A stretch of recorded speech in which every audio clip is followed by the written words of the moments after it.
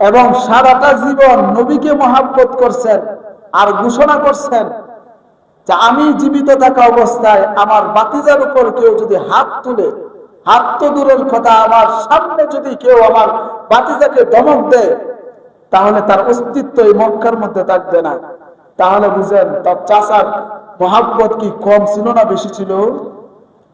সেই চাচাকে যখন আল্লাহ নবী যায় মৃত্যুর সময় বলতেছে, হে আমার চাচা, মানুষকে বলতে হবে না, আমার কানে কানে আপনি বলেন যে আল্লাহর উপর ঈমান আনছি আর আমার উপর ঈমান আনছি, তাহলে আমি আল্লাহর কাছে যাই বলতে পারবো যে চাচা তো আমাকে আমার কানে কানে ঈমান এনে মৃত্যুবরণ করছে।